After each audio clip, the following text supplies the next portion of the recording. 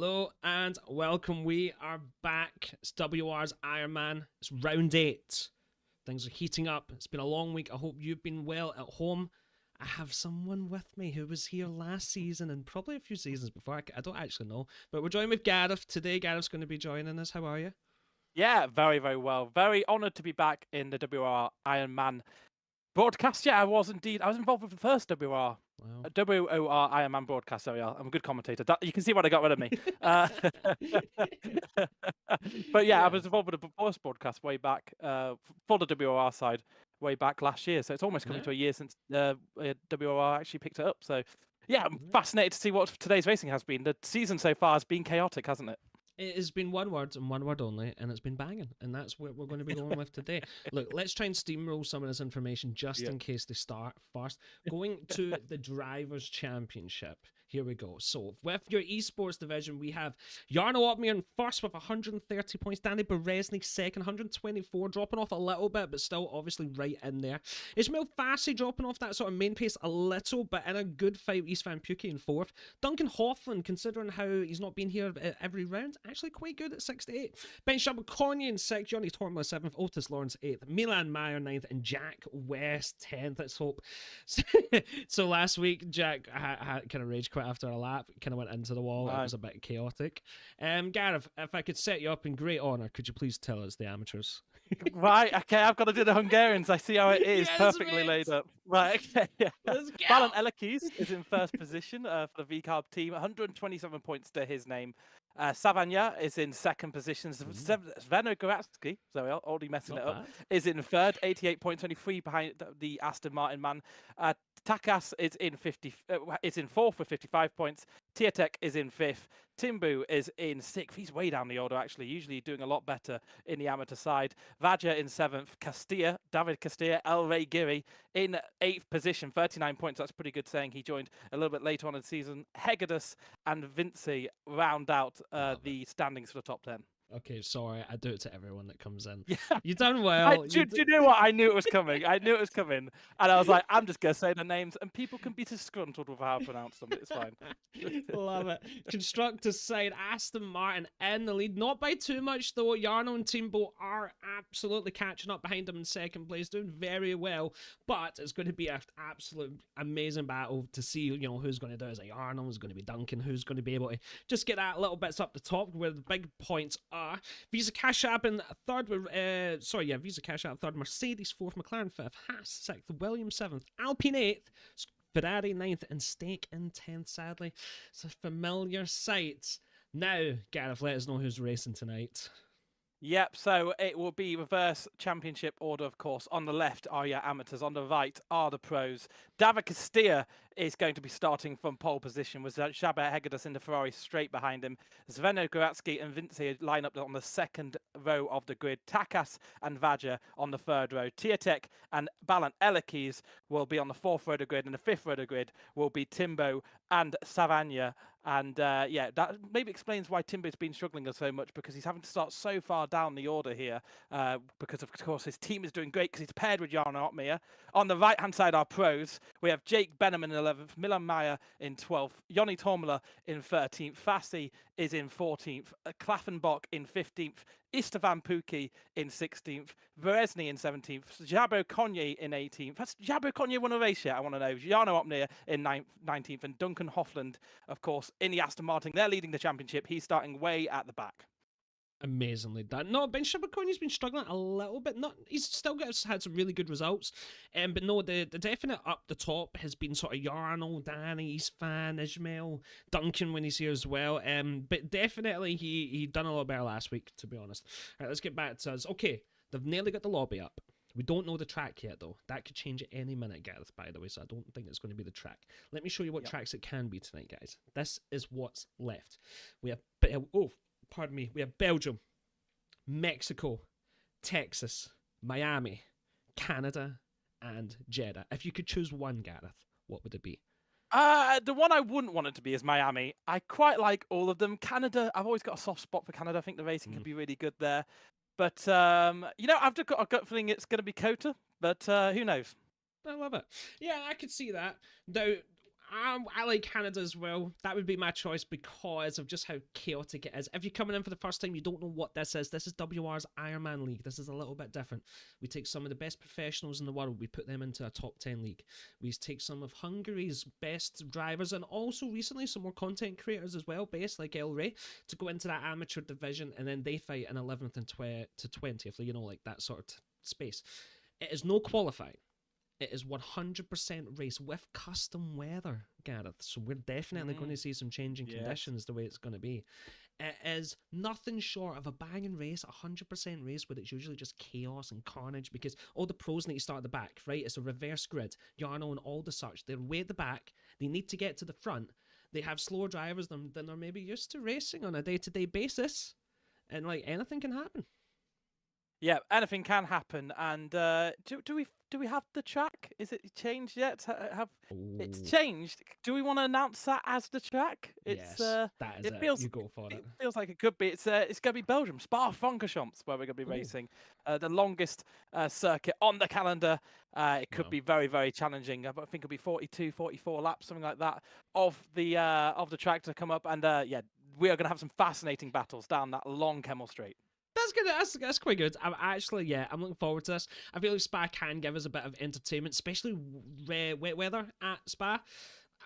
It's just going to be, what you're going to see is you're going to see, like, yeah, there could be more pit stop. This could actually be good now that I'm thinking about it. I'm kind of hoping for maybe rain at the start just to really mess things up. I don't know. It's like, we don't know what it's going to be until we see it.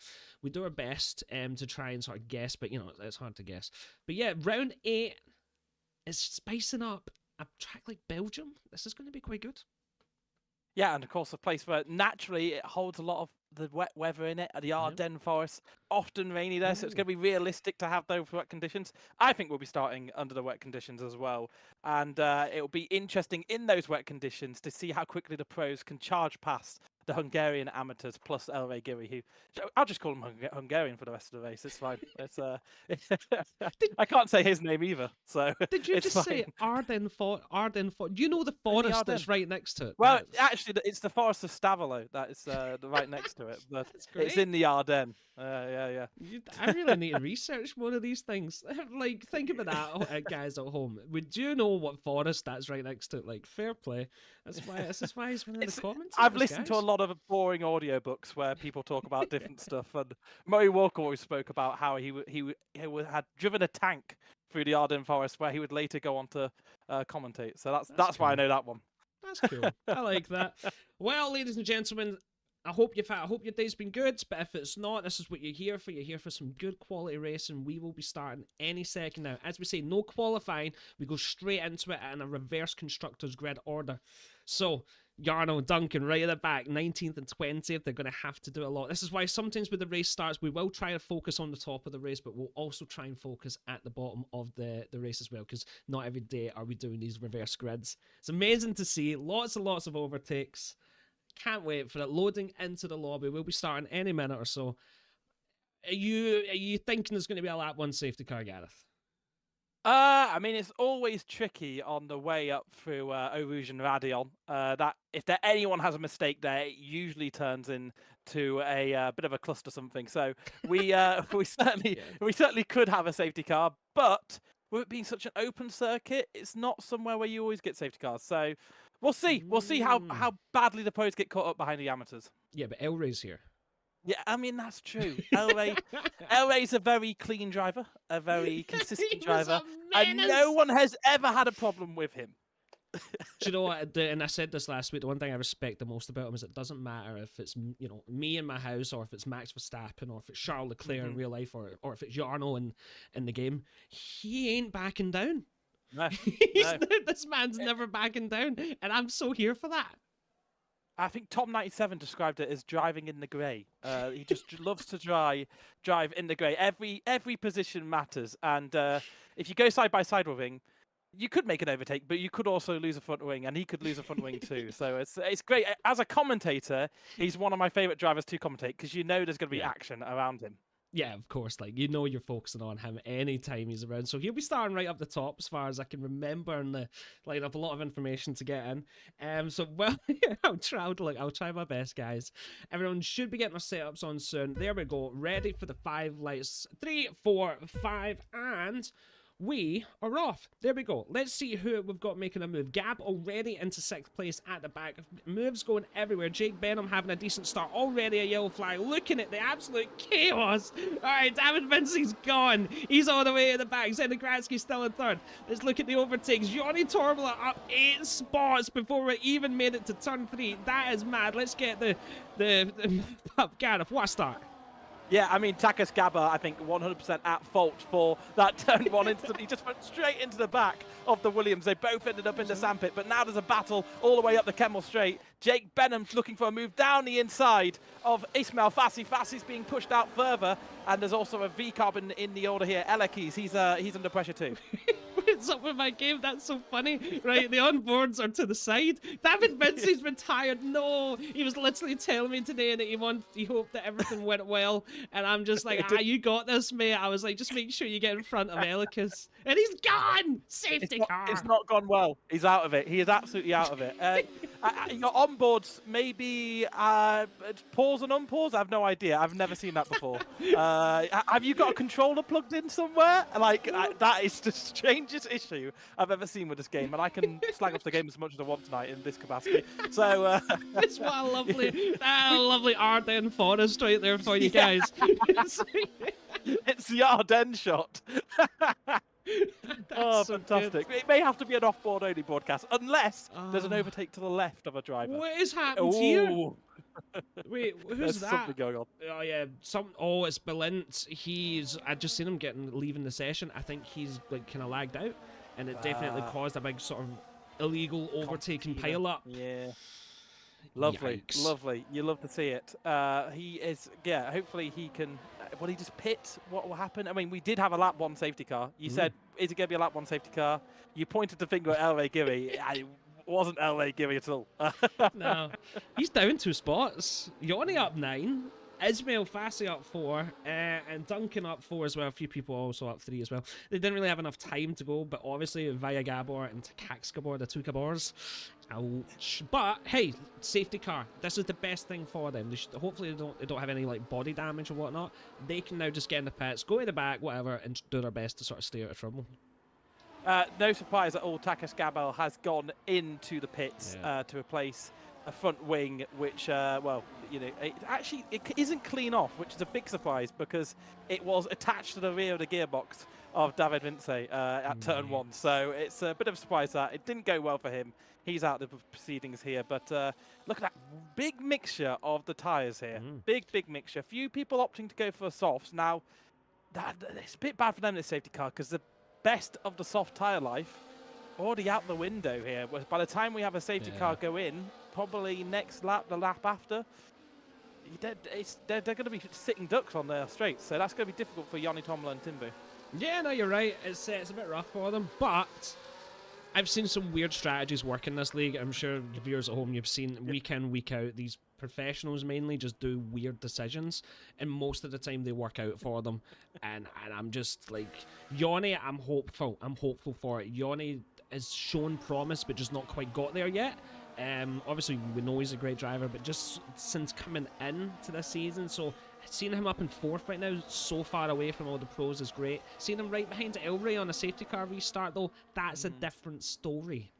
Yeah, Elway Geary, elbows out, I'm sure, as ever, to keep on to that position. And Yanni Tomla, he's already made a huge amount of positions. He will look to get past him as soon as he can. But, yeah, it'll be difficult. Starting 3rd, I always think starting 3rd behind a safety car is a good position to be in. 2nd position, you're the car that has to react. 3rd position, you kind of have a little bit more wiggle room. So Elway Geary could go forward here at this safety car restart. I like to start 3rd, that is what I'm saying in the game. It's just that reaction time. The person in 2nd usually gets gapped. I'm just... Great shot, this. I've never seen this before. Have you got something resting on your keyboard? Like No, not a thing. I didn't even think you I have could do seen that. this issue before. I think I saw this issue one time when Dirk was producing something or other. So I have seen it before. We're just going to have to be off board. Good job. At least we have these beautiful shots. Yeah. ERS knowledge will be a little bit short tonight. Sorry. I usually like to sneak over their big heads and see what they've got. Yarno getting and Dunk. Sneak over their God's sake. Wait. Yeah. Okay, so yeah, I can't change when I'm in the pits. I know. Okay, I'm learning as we go here, folks.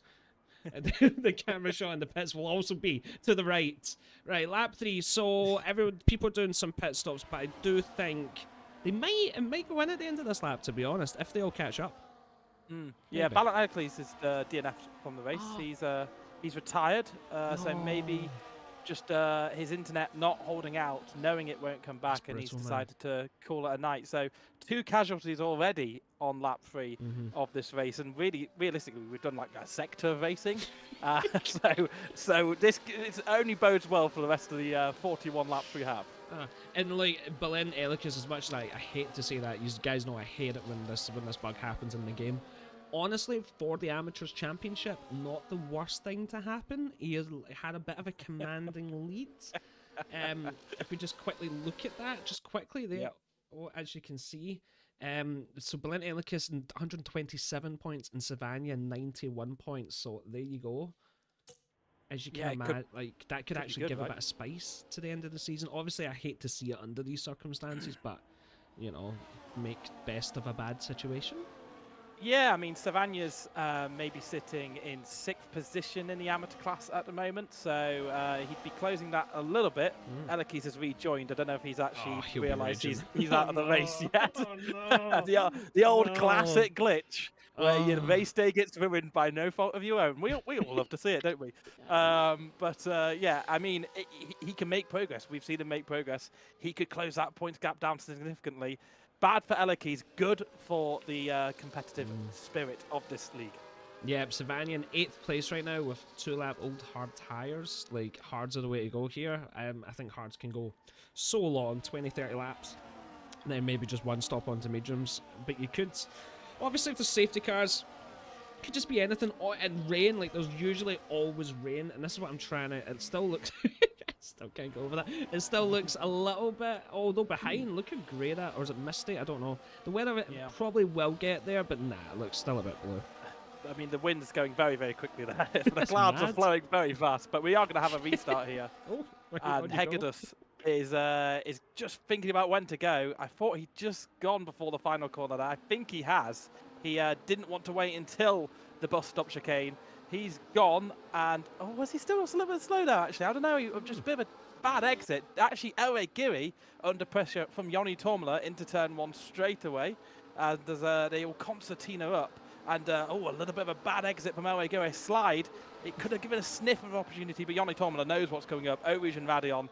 Bad to go too wide through there when you have such a good DRS slipstream down the Kemmel Straight. I should say up the Kemmel Straight. There we are. Seven Gratsky, he's pulled straight out the slipstream already. It's a double move because there's another Alpine on the move, going into 2nd position, 3rd position, and he's looking for a move up the inside. It could be 2 for 1. It isn't. He just has to back down there, and Hegedus keeps that position. Seven Gratsky goes into the lead. But look at that. Elway Giri pushed off the track. Oh, there you go. All right, that's it. Game on. That's how Ray he'll be saying game on now. Let's go. Joni Tormela absolutely smashing through there. He is on those soft tires, remember, guys? So even though he is fast, obviously he might come to pay for this a bit later. My guy is Enigratsky, Gareth. He's been my guy from the start of the season. I am a Enigratsky guy because that name is so cool to say. Every time I mention his name, though, something goes wrong. But right now, he's in the lead. No penalties. He is a bit of a penalty merchant.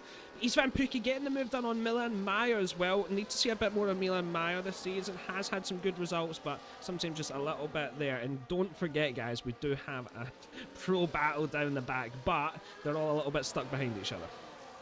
Yeah, all on those harder compound tyres. Well, a lot of them are anyway. There's a few people who have stopped the amateurs. Gabor, of course, he stopped. So I wonder what tyres he's on. I don't quite get a look at the safety car. There we are. Scott on cue there. He's on the softs. Hoffland on the softs. Gabor on the softs. They are now going to attack into the final corner. Too wide between Klaffenbach and Savagna. Savagna, of course, looking to pick up big points. He doesn't want to throw it away and does hold that position. There's a move just ahead between Fassi and Gabor, and he's just up the inside there. I think he's got that position. Now he's behind Jake Benham. Yeah, definitely. So many overtakes all there. Istvan Pukki on the inside, but Klaffenbach is not giving up here. Will they go too wide? They must not. They must back off. Yeah, they are definitely backing off one by one for the whole way down here. Joni Torma about to take a lead of this race. I keep forgetting that I can't look at the drivers. Alright, I'll remember in a minute. Joni into first. Zenogradski might fight as though Alpine on Alpine going right here with that. Shabahig this needs to make some points as well. Ilray already losing them a little. Yeah, Joni Torma probably up about 12 or 13 positions on his starting position. He made huge grounds at the start and now leads this race. Zenogradski will look to stay with his teammate through this tricky middle sector and then use that DRS and slipstream to defend from him.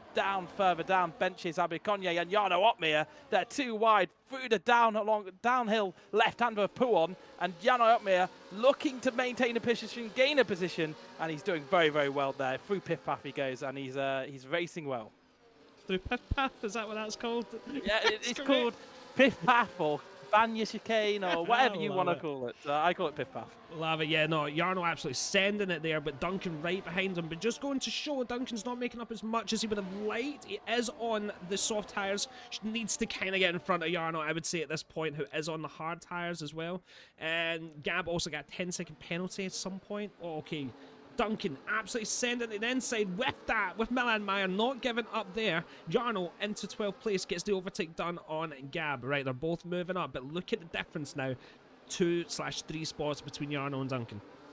Yeah, Duncan just looking to make another move down the start-finish straight there. He did it. Now he's got Milan Meyer in his sights. He's already got by him. Milan Meyer's had a terrible exit out of La Source, and that will keep him in tow with Jarno Opmeer. He's now the man behind Jarno Opmeer. He'll have to slipstream down the straight, which will help him defend from the Ferrari. Further up the field, Timbo's just been passed by Fassi. He could be passed by Jake Benham as well. It will be a simple pass as Istvan Pukki's making ground on Savagna. Savagna, the man who could pick up many points, he's off into the gravel, and there's a Haas involved, and it's Klaffenbach. They're falling down the order, and I think the Ferrari Milan Meyer just about gets by them. Oh, Bilodelicus will be a happier man at this moment in time. Savagna's got a long way to go. Jarno just went straight through that, though. Got himself up a couple of positions as well. Yeah, not what we like to see, but I do like saying Julian Klaffenbach's name, so thanks for at least getting us another chance to say it. It's beautiful, isn't it? There are some fantastic names in this league, and Klaffenbach is already a firm favourite, even though it's the first time I've ever been saying his name. Definitely. So, yeah, looking as well, Jake Benham up to 6th. This is the first time we've seen him, Jake, in this season. He's obviously a very accomplished driver. Amazing to see. And showing it. Like, he's up there in 6th place. Timbo doing all right for Red Bull in 7th.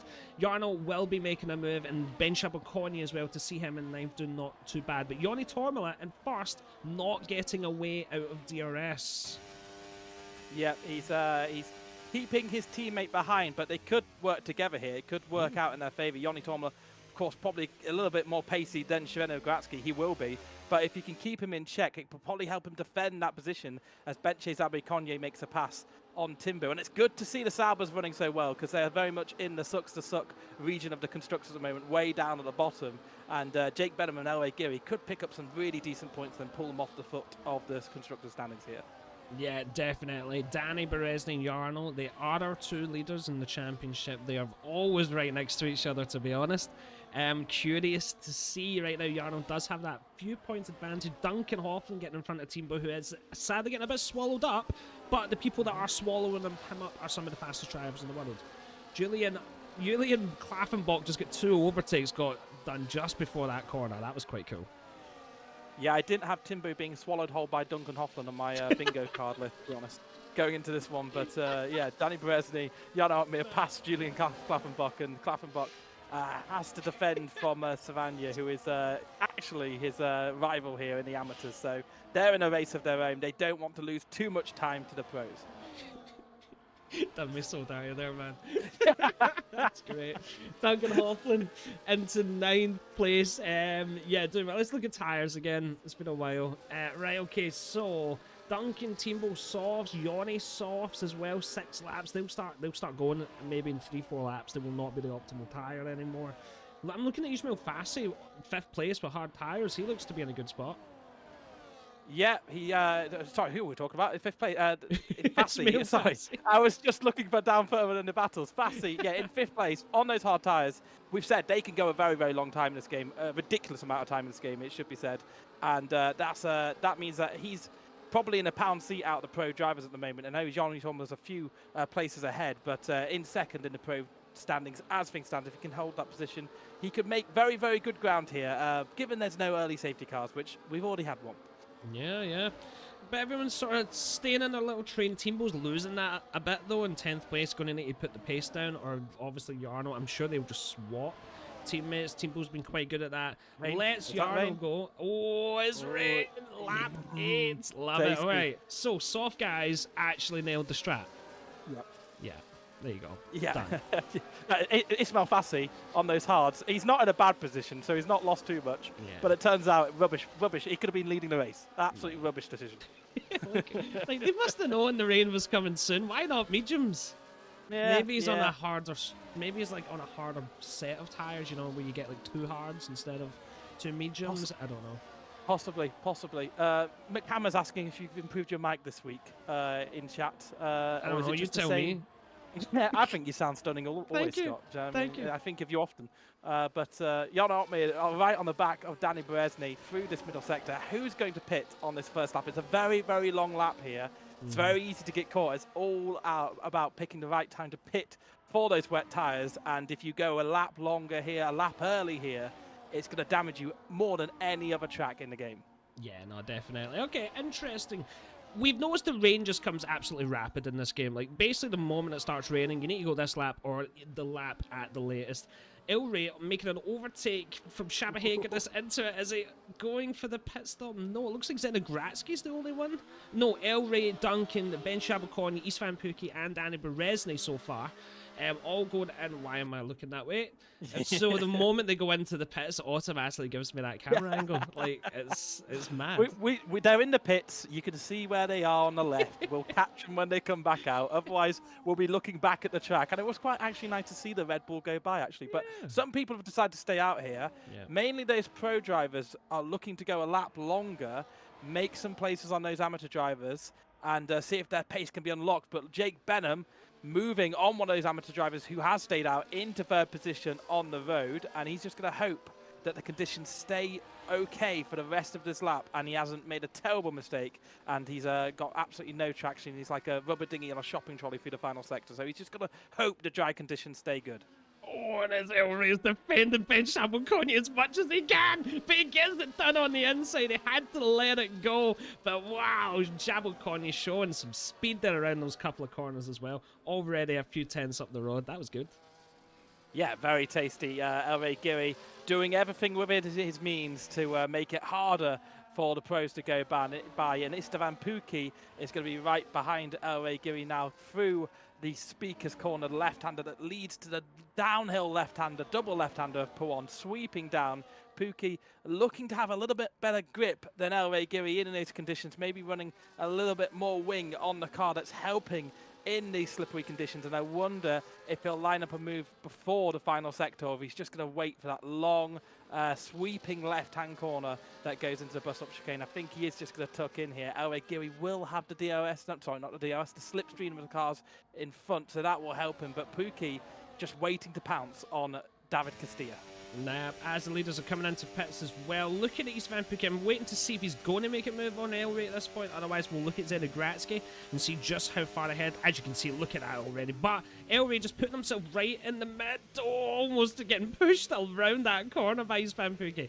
Big, massive rear wing. Needs to get the foot down, the power down as quick as possible. But as you can see, Ilray had a decent exit there. Yeah, we have cars coming out of the pits here. It's going to be make or break. Who's done well, who's done badly? Joni Tomler, Zenogratsky, still 1 and 2 are the Alpines at the moment, coming out of the pits. 2 by 2, they're on the same team. They're not going to fight going up today. Tomler maintains the lead of the race. Jake Benham I think he's lost some positions for that all. He was, you know, in a decent, you know, fifth position before. I think he's lost a position for all. Elway Giri is now behind him as well, so he's lost a position. Well, Elway Giri's lost a position to Istvan Pukki now as he's going around the outside. They've already crashed into each other a little bit through the end of last lap. They're going too wide. Through there, you could easily end up in the gravel. Istvan Pukki, Elway Giri sliding all over the place. The Ferrari of Hegedus, he gets involved, looks to capitalise on the mistakes of the two in front, and Danny Berezny not too far out behind either. And so it begins.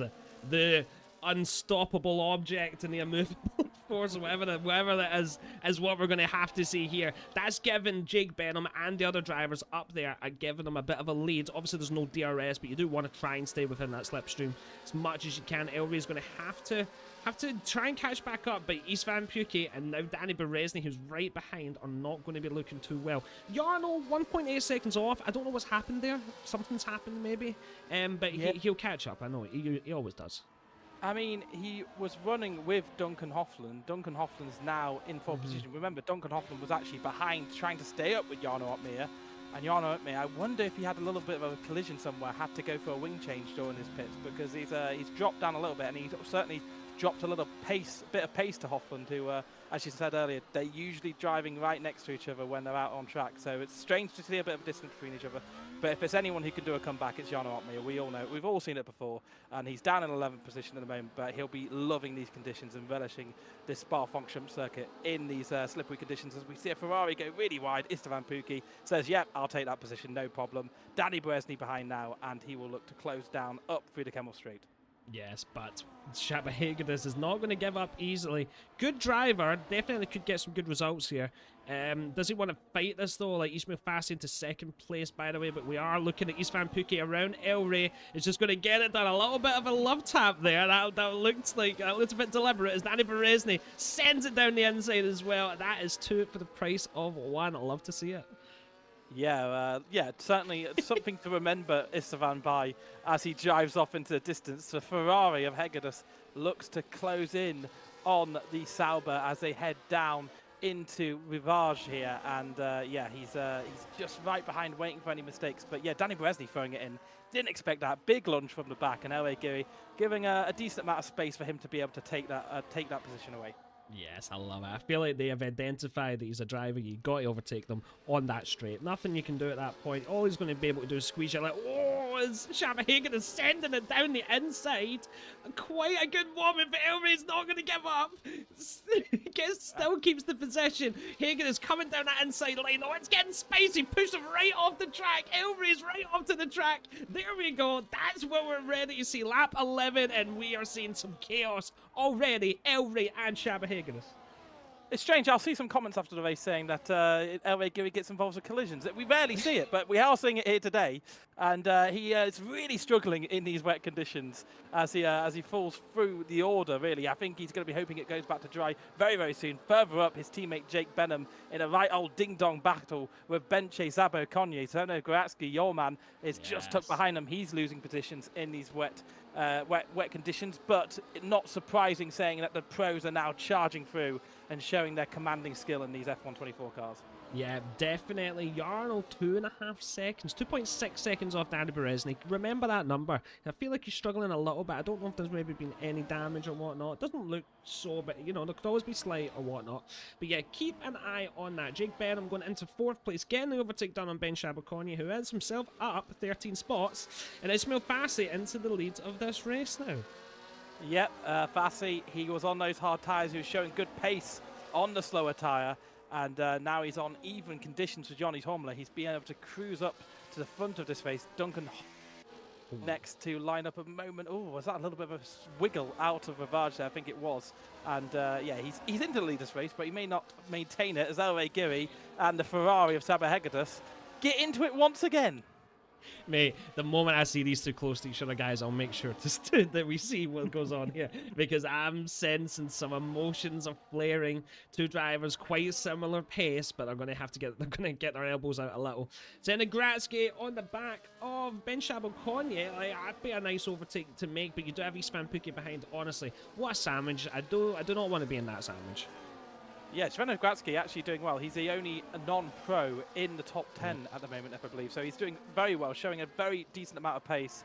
As Xaber Hegedus lining up a move on the Spaniard of David Castilla, Elway Giri, as they go through the final sector. Zveno Gratsky also close behind Istvan Puki, but he's about to be passed maybe by Danny Berezny. He does get a very easy overtake in the end. Jan Artmere closing in behind. 2.3 seconds is a gap. 1.6 seconds is a gap now, absolutely chunking it down as they slow down through the final corner, going too wide. Nice, that's what he needs. He needs to get back up into the order, get a bit closer to Danny. They're very close in the championship. You can't see him getting away too far.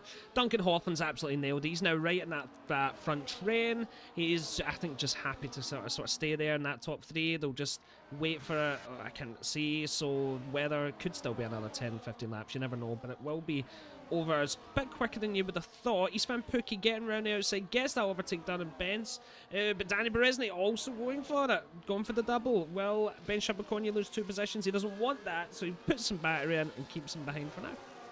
Yeah, it's strange. He put his foot in there with Elway Giri, but with Zveno Gratsky, just didn't feel like he had the overspeed at the end of the straight to be able to make that move. So he just drops behind, and he'll look to make that position as soon as possible. I think Zveno Gratsky keeps the pace with Kanye in front as Hegedus 3 attempts behind. He's got 3 seconds worth of penalties, has Hegedus. I've only ever seen him completely on the track so far, so I can't believe he's got penalties in this one. But he's being slowed down by Elway Giri quite significantly here. He just can't get the move done. That's why he maybe made that little bit of a desperate move into Piff Paff a couple of laps back. It should be a really easy word to say, Piff Paff, but obviously I'm still mucking it up. But Hegedus, he's so quick through this middle sector. He's clearly got a lot more downforce under that car.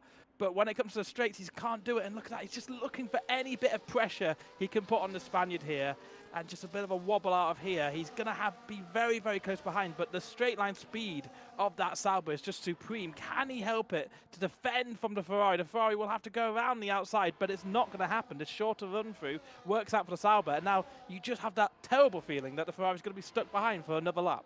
Oh, yeah, it's not a feeling you want. He is going to maybe send it now. It makes him think about it. This is the thing about Elway, though. He's very good at defending. He is a very good defender. He basically will just put his car wherever he needs to stop you. It really is going to have to be Sector 2, I think, for Xaber to maybe get in front. But the distance between these 2 trains now is ridiculous. It's not really a train, though, to be honest, the second one. But from that leading pack, 4.7 seconds now.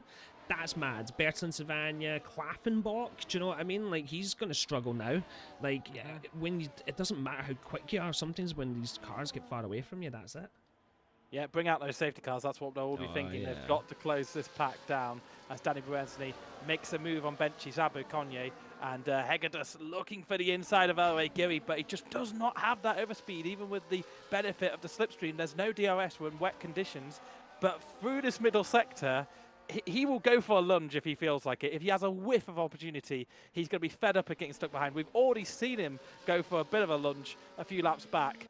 And when that happens, Elway Giri will use every single bit of the track to defend his position, rightly or wrongly, and he will try and keep the car behind. And it makes brilliant racing and brilliant action to commentate over. So long may it continue. Yeah, I feel like I'm watching an intense thriller that's just sort of shaping up. Do you know what I mean? Getting to the, look at the exit speed he had. He's actually got it done. Nothing Elway could have done, but he is going to struggle on that Sector 3 long straight. So who knows what can happen. But Bertrand Savagna and Julian Klaffenbach are beginning to catch now. But again, they've lost another second to Jarno, who is right up the rear wing of Zenogratsky. Is going to get that move done, I think. Don't think Zenogratsky's going to fight this too much. Doesn't want to be the guy that takes Jarno out, you know what I mean? That's just not going to go well for you.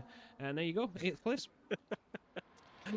Yes, as Elway Giri under pressure from an Aston Martin now, but remember, he's really, really quick in these straight line situations, and Hegedus will be challenged, certainly, as we run down to the source and up through the Kemmel Straight. So, you said it wasn't much of a train before. It's becoming more of a train as these two battle on. But, Jan Artmere making forward progression. He's looking to get on the back of that first-class train for the lead of the race. Elray Giri, meanwhile, he just wants to get into 10th position, wants to get into that 2nd position overall for the amateurs. Sven Gratsky leading that one by about 6 seconds at the moment. He'd be picking up 25 points for the championship, but Elray Giri right behind the Ferrari. Is he going to be able to use some of that speed that he knows is in his car to make an overtake and make a riposte straight away? Look how easy it is. And that Ferrari, brilliant move through Pouon, all undone just by straight line speed. And Bertrand Savagna trying to get as well, but Julian is not going to let that one go. Basically pushing him around this corner. All 4 of these drivers getting quite intense. The Jabba Hagedis, oh, he kind of looked there, was wanting to send it, decides to just stay in line for now. Yeah, so remember earlier I said to keep in mind 2.6 seconds between Jarno and Danny. That is, it's a bit, it's a little bit more now, to be honest. He has had to overtake Zenogratsky, sure. He did let that kind of happen. So Jarno definitely not flying up, but definitely keeping kind of just in pace with Danny. Oh, look at this. Jabba Hagedis going around the outside. Everybody's saying none of that. And there you go. You need to stay behind. Yeah, and what's quite tasty, of course, these two have been battling very hard, ding-donging away for the last few laps. But now Klaffenbach and Savagna are right there. Any mistake could be pounced upon, and who knows how easy it would be for Klaffenbach and Savagna to get into the lead and pull away. But Jake Benham is battling for 3rd position in this race. Hofland under pressure. Through the bus stop they go. Too wide. It's going to be a poorer exit for Jake Benham. Can he have the run down to turn 1 here? It's still too wide as they go on to lap 16 in the race. Jake Benham just slightly edging it out, but the inside line for Duncan Hofland not being there, and he's just cut off, and he just about maintains and falls into that 4th position. Istvan Pukki was right on their tails, looking to take any position away. Yeah, I think Istvan will just be absolutely sending this as we've got battles down the bottom as well. Julian Klaffenbach, Jabba Hagedis, Savagna, and Elray. Elray got a little bit of a nice start there. Jabba Hagedis and Bertrand Savagna will be going 2 by 2. Will he decide to commit? No, he doesn't. He backs off, probably wise. But now there's 2 cars between Elray and Jabba Hagedis, and they were getting quite intense. But Savagna gets a silly warning there. That's 3 seconds. He's going to regret that. Yep, it's they all add up at the end. If there's any kind of safety car, it really matters. Istvan Pukki now trying to put the screw onto Duncan Hofland around the outside of Bruxelles. That will be the inside of Speaker's Corner. They'll just about leave each other enough room to fight here. Remember, there's a sandpit on the exit of that corner now. You can't push cars out wide. Istvan Pukki inside of Pouon. It's only going to work out well for McLaren there. Duncan Hofland losing 2 positions within a lap there. Yeah, that was actually great. Mate, we just had the great comparison between the 2 pro drivers and the 2 amateur drivers. That was gold. Duncan and Istvan just gave us some of the cleanest racing I've ever seen on this game. And of course we go to Elray and Hagedis and it's all a bit chaotic. Gareth, that was pure gold. Yeah, it was how to do it and maybe not how to do it. It didn't end up too badly. They're still in the race. They haven't lost a chain. It's not the end of the world. But these 2 are leaving each other no quarter. Where at the front they know there's a lot of the race to go. There's over half race distance to go, and they will leave a little bit of room with the eye to carry on the fight. But they fight each other so hard down in these amateur placings, and it could easily end up in a DNF. We've had 2 DNFs in this race, both in the amateur placings. Nothing from the pros so far as we come through the final part of the lap. Milan Mayer looking to put pressure on Timbo for the midpoint of the amateur class, and another Ferrari in the wars here. Just honestly, that was gold. Thank you so much, Elray. Joni Tormala gaining a little bit in the leads, but yeah, as you can see, a little bit of separation from Jake Benham, but not too much. Obviously, I would argue that the rain's getting the tiniest bit lighter, but that we're still nowhere near to going back to dry, but I think we're certainly heading in that direction. But yeah, there's no point fighting this too much. Danny Berezny's right behind Duncan Hofland, and then there's a little bit of a gap between Bench and Jarno. Now, they could use each other, to be honest, to try and get a bit further up. That could be quite good and beneficial for them. Yeah, not too far. 2.4 seconds off Danny Berezny, so Jarno picking up the pace a little. Yep, so Jarno's closed down on Benchy. Benchy, he's maintained his distance over to Danny, really, so that's good. He can make that move at his earliest conveniences, as Savagna is on the back of Elray Giri. Hagedis has got by Elray Giri, so has Klaffenbach as well. So Elray Giri losing positions here, slipping through the pack. And what looked to be a very good day for Sauber and the constructors, looking a little more shaded here. But Jake Benham still running in the top 3 and actually closing down on Joni Tormala through this lap. So gap was up to 8 tenths at one point. He's just closed that one down slightly. Danny Berezny now right on the back of Duncan Hofland. Will he go for a move here? He's very, very close. He thinks about it, just trying to put the pressure on. Show his helmet in the other person's wing mirrors. Make them think about the red arrow. Where is it going? What are they doing? Take their mind off the braking zone and create yourself an opportunity. Yeah, I hate it when people do that to me because it works on me. Zenegratsky! He's done it again! He's got himself, but see, here's the thing with Zenegratsky, he's notorious for getting penalties, but he's also notorious for getting so far ahead of the people behind him that it doesn't matter too much. So yes, he's got 3 seconds to go, but he's got, 5.7 seconds between him and Julian. So there you go, that shouldn't be too bad. Jarno might be trying to make a move on Ben Chabot-Cornier here. Definitely look at the speeds, just absolutely sending it. Using some battery, of course. Ben Chabot-Cornier, I think, doesn't want to fight that at this moment in time and just sort of stay into possession for now, because now there's 2.9 seconds between Jarno to Danny, so they've really, the margins are quite small here. If you play about, mess about a little, you will lose a lot of time. Yep, a Red Bull on an RB and a simple move, but 2.8 seconds is the gap to Danny Berezny. So through that battle, he's lost 2 tenths on this leading train. But now the good news for him is if he closes down to Danny Berezny ahead, he can get involved with this train, start taking chunks out of it, start to get in the mix for the lead of this race, which he hasn't been all day. I think we missed maybe in the pits that he had to change a wing. That's what I presume he lost those positions for at least. So he's in a little bit of recovery mood here, but he's already took 3 tenths through this middle sector. So give it a handful of laps. I think Jarno Opmeer will absolutely be part of the fight today. Oh yeah, definitely. He always is. But Danny's so Jarno's usually up there very quick, and Danny's a bit of a slow burner and then gets there at the ends. But definitely Danny's been on it today. But he's got Duncan Hofland behind, who's such a fast driver. Like, sometimes we don't realise just how fast Duncan Hofland is, and he's perfectly capable. He won the first rounds this season by 4,000 of a second over Jarno. He won. And he definitely could do it again. Now, does he want to get... Oh, look, as I was saying, guys, look at the rain. Look at the rain. Even side on, no rain. Beautiful. Absolutely even on side on, rain. There's no rain. Even on side on, there's no rain. Unbelievable. I just can't believe that's a feature, a bug in this game, is that it just points you away from the action. It's honestly I think so what funny. it is, if you load into the lobby and you're maybe pressing the left arrow key or something on your keyboard that you shouldn't, I think that's what maybe has gone on. So Amazing. that's one for the future. Live and learn by our example. I love it. So Danny Berezny getting in front of Duncan, realising he probably shouldn't fight at this moment. We're going to have to see when people come into pits. It's only been 9-10 laps on the intermediate, so not long at all. Yeah, it's not too bad, but they're at the end of their life, those intermediates, and they'll start to burn up very, very quickly.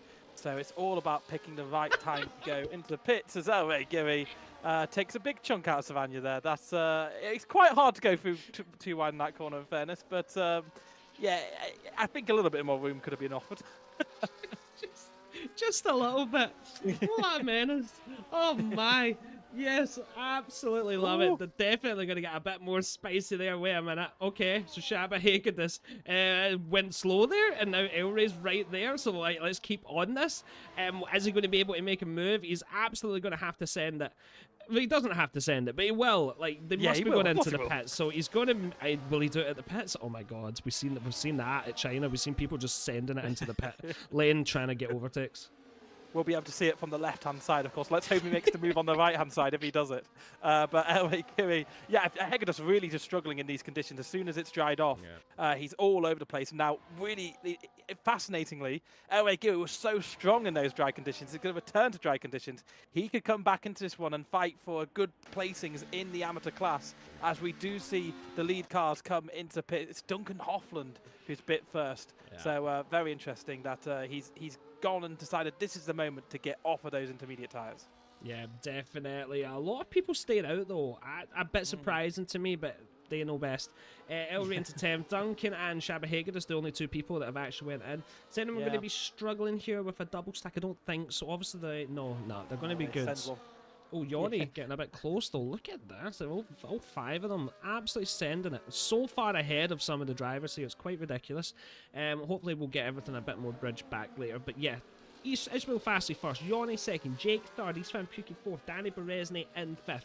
In this train, amazing names. Jarno 2.7, 2.6. So he's gaining, but this train isn't slowing themselves down maybe as much as he would have thought.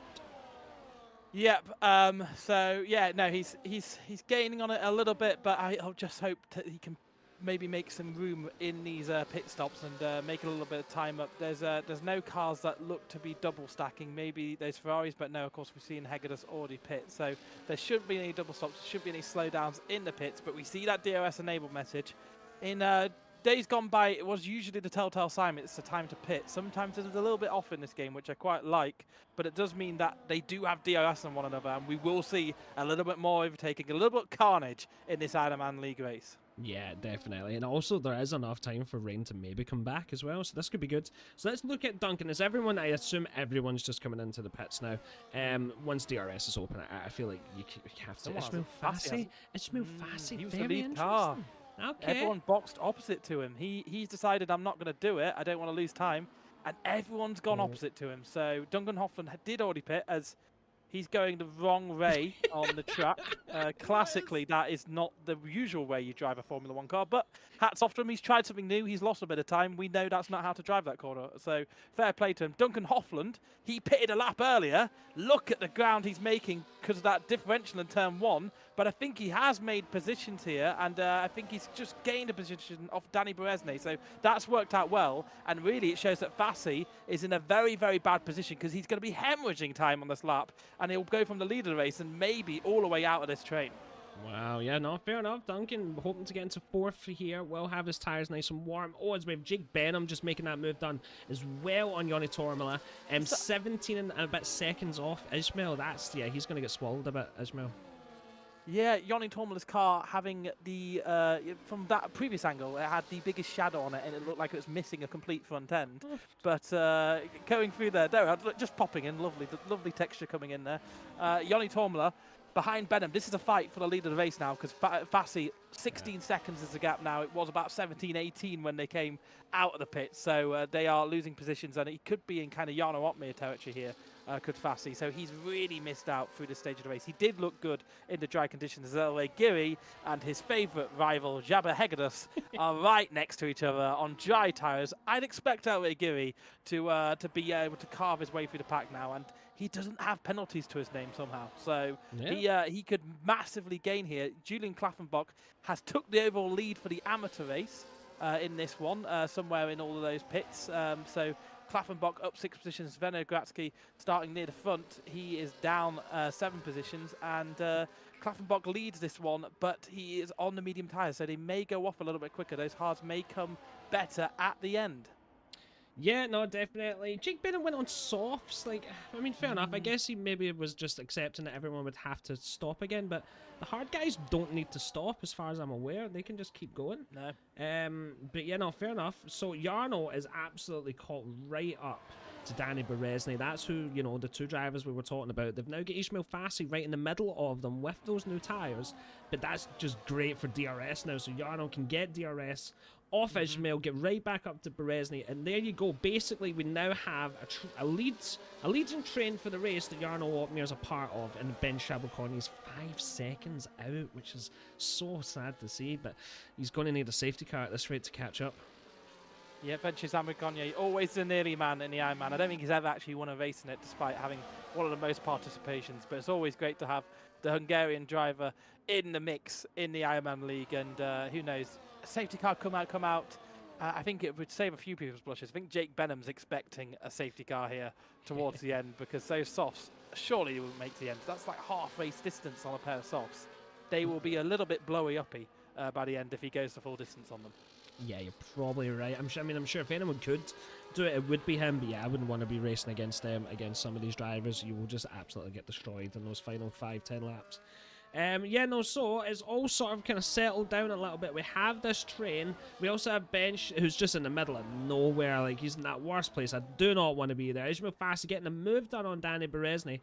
Decides to just get it done now. Oh, very close to the back of East Van Pookie. Oh, going like sort of alternative lines there. It looked like to try and get a better exit, but definitely not happening there. Just going to have to stay behind for now. So yeah, they need to like resist the urge to fight each other and just give us a boring race. But the good thing about these drivers is most of the time they just sort of send it, and I kind of like that. Yeah, it's a Thursday night. It's not too serious. Yeah. Just get the elbows out, get the racecraft on, and get into it. That's what we like to see. That's what we like to commentate. Who wants a boring race? I've commentated a few in my time, and I don't think this is one of them. Fassi looking just to make positions any way he can. He may have to go from attack to defense on this one as he goes past Danny Berezny and Istvan Pookie in the space of a few corners. And Ismail Fassi, I said he made a bit of a bad decision, but he's got slightly fresher tyres. It won't matter for much in a few laps, but he's working his way straight back into that fight. And I think it's between him and Joni Tomala on pace at the moment. So fascinating to see. Elway Giri right behind the back of the Ferrari of Xabi Hegedus, but just closing in through here and just not having the pace. That's actually surprised me quite a lot. Is Xabi Hegedus on a different pair of tyres? I'm very surprised about that. As we look to see both on medium tyres, I think he just wasted a lot of resources there, just making sure that DRS wasn't strong enough. Sometimes you just need to be in front, right? You need to be in front to stop them, because like Elway's going to put you off if he's behind you. Duncan into third, potentially making a move on Jake Benham around the outside. Not where you would always see a move, but I love it. Both of them leaving just enough space. Oh, just enough from Jake Benham. Hopefully he's going to absolutely send it. No, he doesn't. Jarno getting into 6th place. Gets the overtake done on East Van Pookie long before we even get to the corner. And yeah, we're starting to spice up a little. Nice attempt there from Duncan. Yeah, just looking to make a few positions here. He knows Jarno Opmeer is coming through the pack. He knows Fassi's right behind him. He knows, time to go on the attack. Otherwise, I am going to be beat to the punch here. But LA Giri, straight behind Xabi Hegedus. He's just all over the place, Hegedus. Really slipping all over the place. And now LA Giri has a chance to go for the move here straight into lap 24. Yeah, getting the overtake potentially done and him picking up a 3-second time penalty is just not what you want to see. But Duncan Hofflin and Joni Tomala getting right into it. Jake Benham in the lead of this race at the moment, trying to keep all the battles on screen as we can, and it's starting to spice up a little here in this top 6. Top 7, East Van Pookie in there as well. Ben Chabot-Connie's lost 2 seconds on this whole pack since. That's a bit mad when you think about it. But they're not slowing each other down and they're still fighting. Yeah, they are. They're working together as much as they can, but they're looking to get into each other's mirrors. As Elway Giri still stuck behind the Ferrari driver, still no fireworks quite here yet, but it feels like someone could just drop a match, and it could be the the next safety car brewing in this race between these two, because we've already seen them fight very hard, tooth and nail for their position. And on pace, they just seem to have the same pace with each other. Certainly having a lot of fun out there as the Ferrari of Milan Maya approaches. Of course, he's in the pro class, last of the pro class, and now Giri runs wide. He has a 3-second penalty now, but Xabi Hegedus has a 6-second penalty. Yeah. So still offset to that, he would be ahead at the end of this race. Definitely. Jarno gets the move done into 5th place at the end of that straight as well. Danny not really fighting that. The 2 championship leaders, 1st and 2nd place at this moment in time, so realising that it's going to be a long road to the end of the season for them. Still, anyone could win. It's literally still got a 1st and 2nd place points difference between them. Absolutely mad. Ismail Fassi gaining a little bit there. Will we be seeing moves down this DRS straight? Probably so. It's best to just get that done.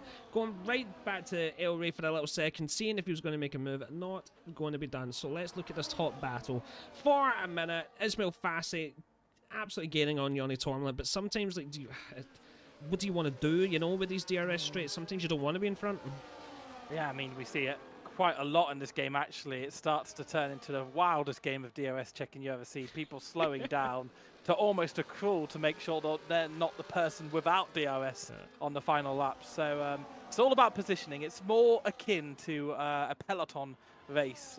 Something like the Tour de France is racing in F124. As Elway Gui finally looks to have the pace to make a move, but Hegedus fighting with all his might to keep that car going in a straight line, let alone keeping that position. Just about keeps it and gathers it together. Nearly lost it into the side pod of Elway Gui there. That looks like a heart. Xabi Hegedus a little there. I didn't think he wanted that to happen. Done all he could to make sure that didn't happen. We'll see next sector what he can do to make up to him. He's 4 tenths behind Elway. Getting back onto this top five, Ismail Fassi in fourth, just behind Yoni Tormel. It's lovely to see Yoni up there competing very well. Nice to see it. Jarno into fifth as well. When's the right time to make moves? We're over halfway, just. Probably at like 55% race distance, so we've still got a long way to go. It's nice and clear outside. Let's look to the left. As you can see, it's a lovely, beautiful day in the street, in the circuit of Belgium. Going back to the camera, Ismail Fassi, under 2 tenths. Like, yeah, look at this little train now. That is. It's just a proper little train now. But Ben Chappell-Coney is 9 seconds behind. Yeah, he's losing time. Maybe he's got a little bit of a problem. It's quite a lot of time he's losing lap after lap. Of course, Jake Benham on those softs will expect those to go off sooner rather than later, as Ismail Fassi getting very, very close to the gearbox of Johnny Tormela, and that could have been a lead for the move for the lead of the race a few laps ago. That is only good enough for third position, but Fassi, who was leading the race, gained a few positions here, and he's right back in the fight for it. But look at this, too wide. Hegedus and Elway Gui. Hegedus didn't need to make that lunge. He's got the pace to go by Elway Gui, hasn't he? I got a feeling we're driving on emotions here, to be honest. We'll keep on with this, and we'll keep on with the lead at the race. But yeah, as you can see, Elway just takes it back super easy. Well, not super easy, I will say. Xabi Hegedus is not letting this one go. Touch of the wheels. Elway gets the move done. Xabi Hegedus has to remain there. Now his teammates right behind him.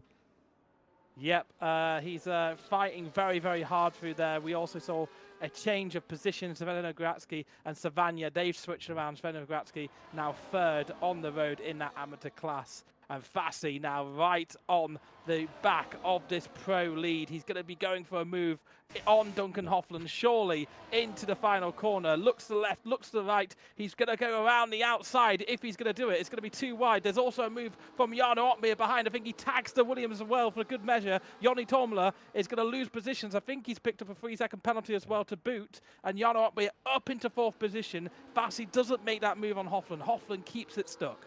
Oh, but just as you were saying that Hoffland has a terrible exit, now Ismail Fassi's going to get into second place. Wait, they're not backing out. They're not backing out. He's going for it. They absolutely send it. Lovely camera angles from the game. Love to see a Duncan Hoffland into third. Love the commitment right there behind him. Danny Beresny making the move done on Joni Tormela as Ismail Fassi. Duncan getting to second place. It's all changing all around. There we go. Ismail Fassi, Duncan Hoffland third. Jake Benham third, sorry.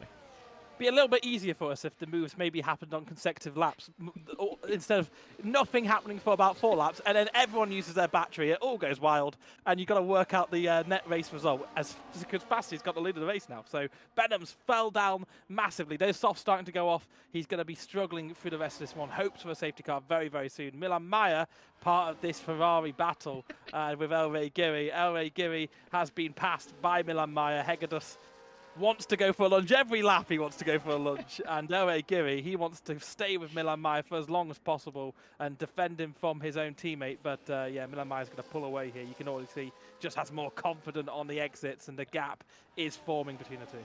Yeah, I love it. Milan Meyer, incredible driver. Just seems to get caught up a little bit in these races so far. Like, we know he's got the pace. Like, if there was no other cars around, he could definitely be one of the fastest here. But he's just been on the bad end. Jarno Opmeer making that move into third. No, he's not. He's going to back off. Wait, almost kind of faked it a little bit there. Stays in fourth place. Might get a better exit, though, on Jake Benham's soft tyres that will be starting to win in probably the next few laps.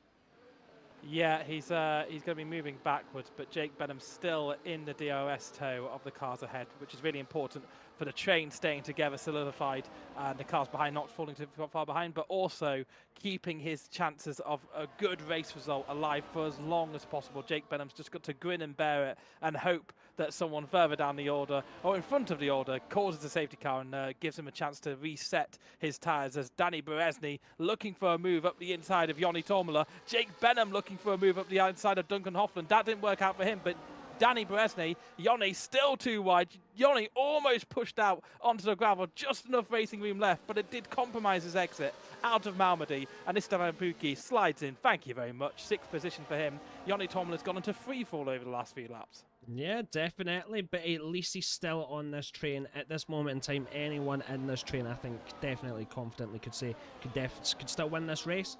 Let me try that one all over again. A lot of time left. Restart now.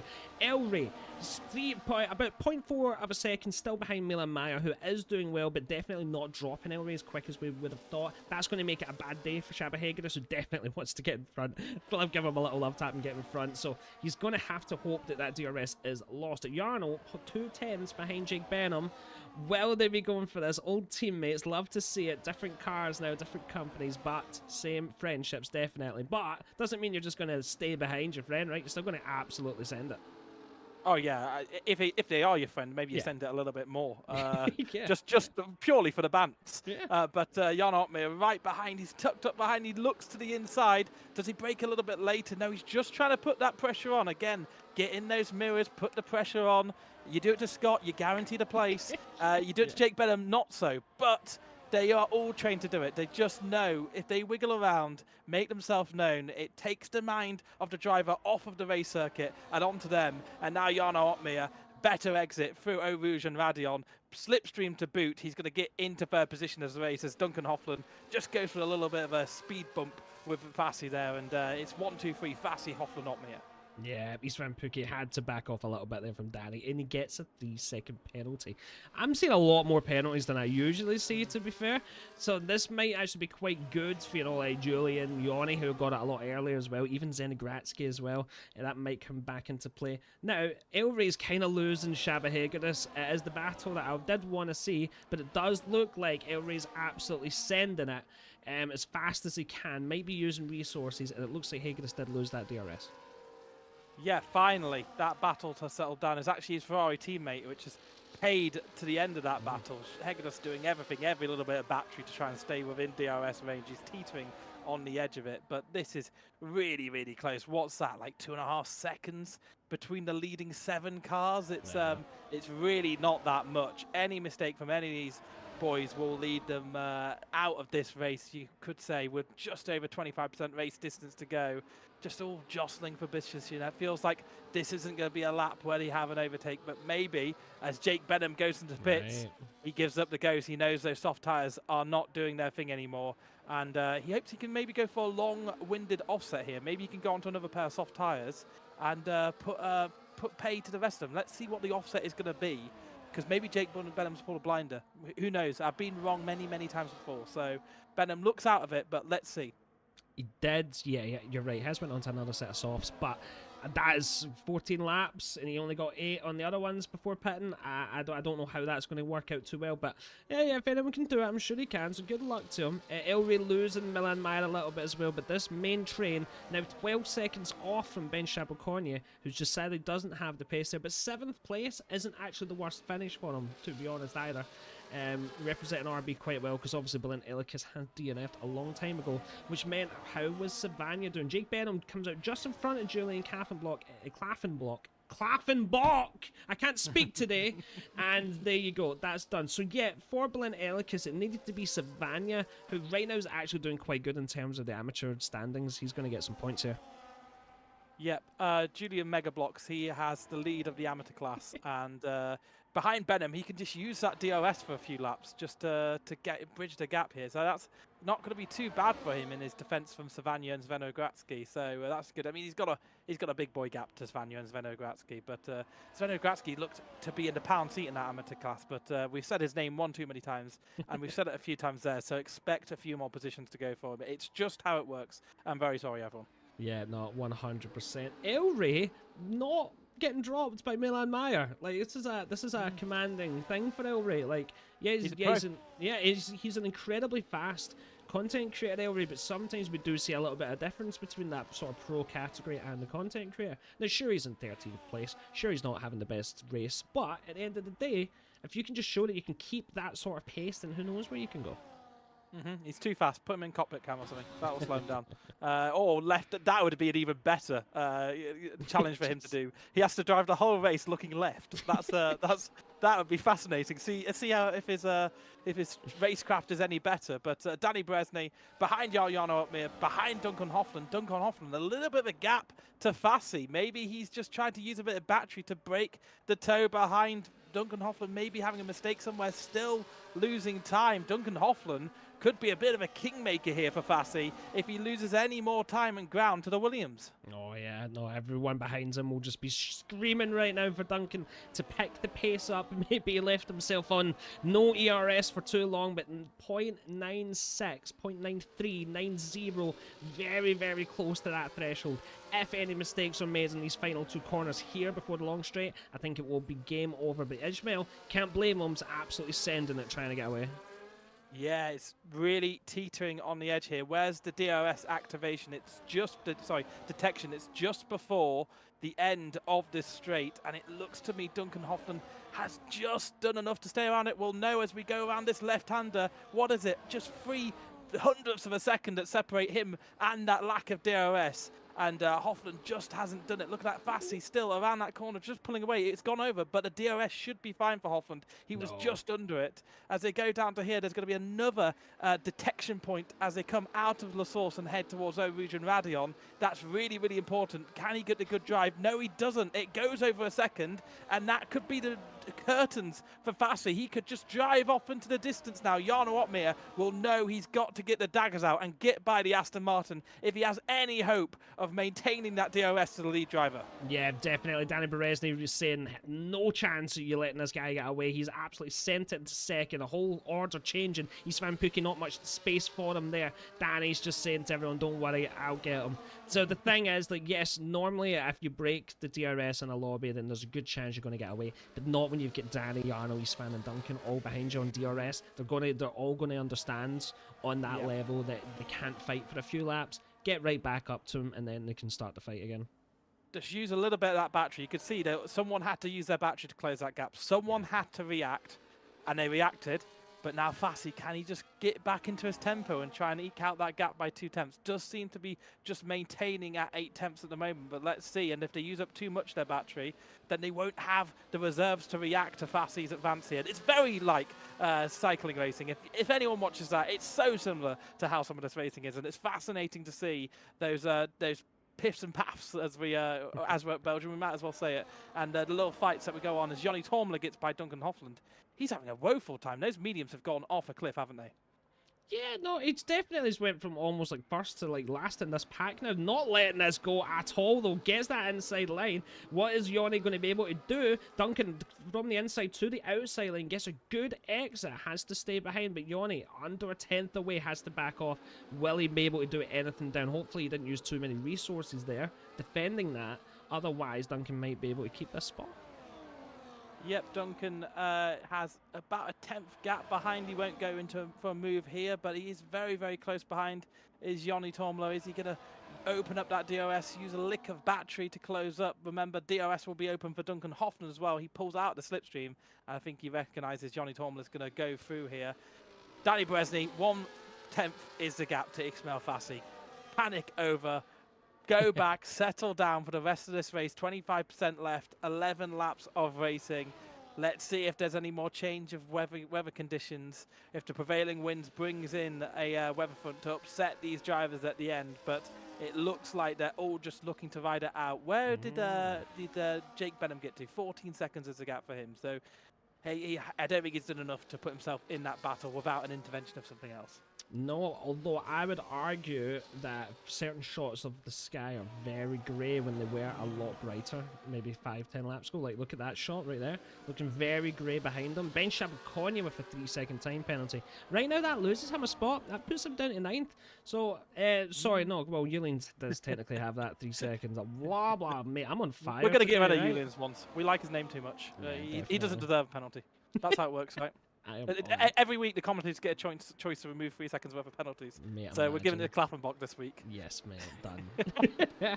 Zenigratsky and Savannah, very good fighting going on between them as well. But yeah, still in this top pack. look at that, 13.5 seconds off Jake Benham. I don't think he catches that. No, it's just not a big enough offset for him. He'll close down, but by the time he closes down, the best of that tire life will be out of him. So he needed to do, what was it, 14 laps, 13 laps, when he'd only managed to do 8 in that first run.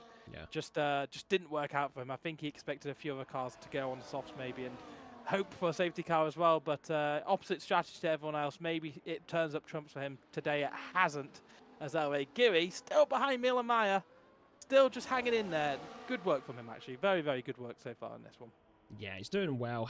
Trying to catch the moves that are making Istvan Pukki taking a little look in the inside there, but backs off at the end of that. Jarno a little bit under threat there, might be thinking he needs to try and get in front of Danny and Ismail and just sort of get your elbows out a little bit, just saying, nah, you're not going to put me to the back of this train like Duncan's went. He's actually losing it a little bit out. Hopefully he just uses some resources, gets back in there, about half a second behind.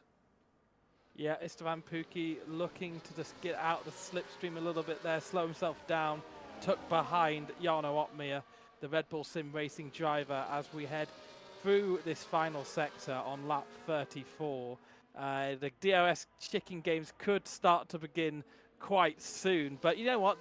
If it does rain, there'll be no DRS chicken, because there'll be no DRS. It will be a flat-out race to the end. So who knows? The weather front could save us from that unpleasure, let's say, as Elway Geary still just tucking behind Miller Meyer. Miller Meyer doing well here. Julian Klaffenblock, he's keeping up very good pace with Benches Aberconye in this one as well. Amateur versus pro. Their pace seems very, very similar. As the Haas driver looks to pick up some good points. So does Vanya look to pick up some good points for the amateurs. Remember, Balan Eleki, the leader of the amateur standings, on 127 points, out earlier, no fault of his own, but it means he won't be scoring any points, and we will see that gap reduce and juicy as we go into the final few rounds of Ironman Season 9.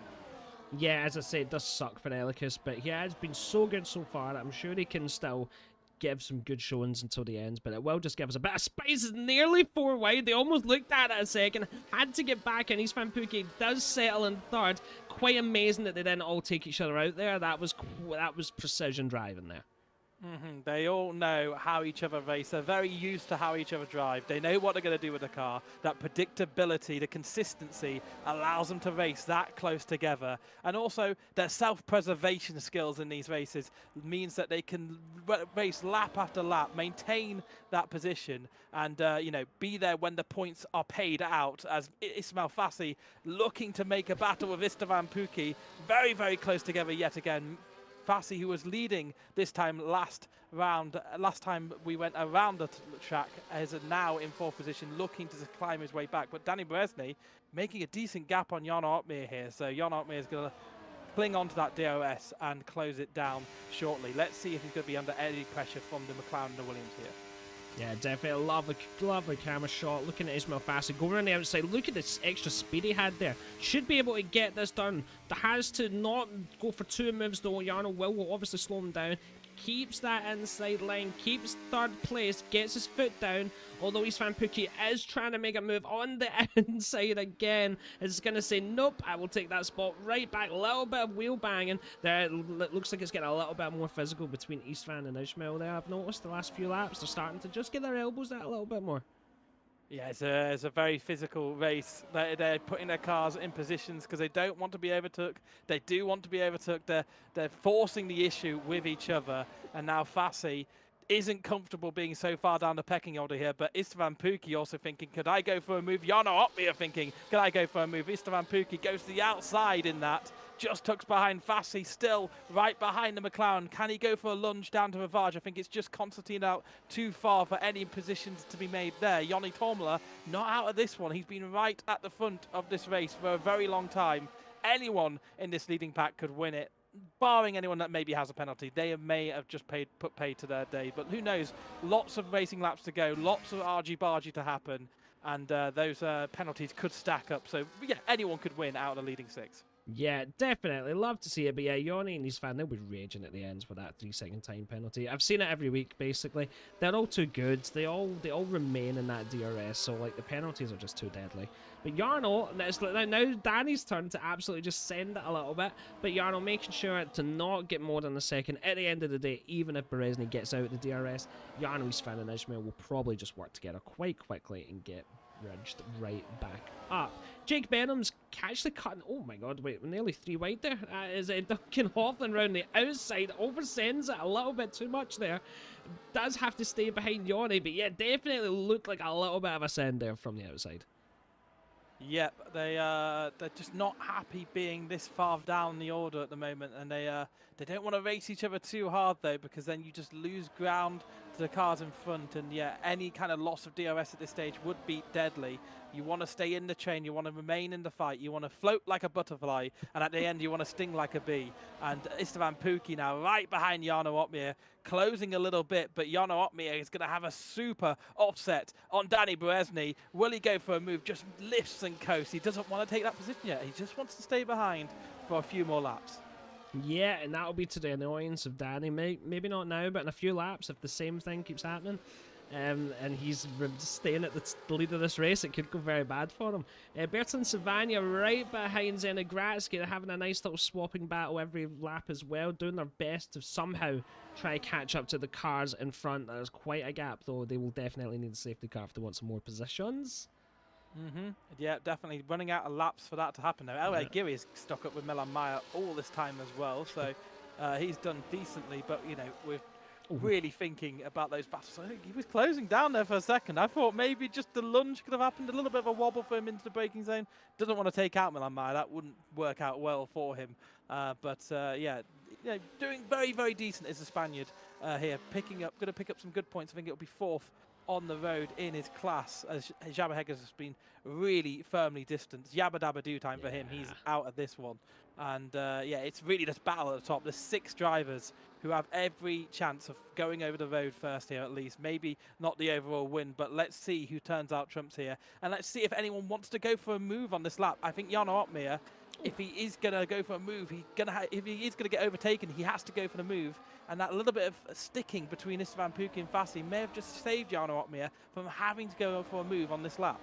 Yeah, definitely. As I say, like they're just getting a little bit more physical around some of these overtaking corners, just sending it a little bit more than what they were. It looks like Istvan will be trying to get the move on Jarno, but you know, Jarno's it's going to stay in that second place right up so close behind Danny, who's always just staying in first place, and hopefully he's not using battery here. I think the tactic you want to do, and I think this is maybe what Jarno Opmeer is doing, you know, I could be completely wrong, but the tactic that I'm forming in my head is that you want to kind of slow yourself down slightly out of the source, build that gap to Danny, and then close it down, but just enough where you can lift off and you don't have to take the position. So you aren't under threat from the car behind, so you don't have to take the position and be that lead car and be the man who could get caught out.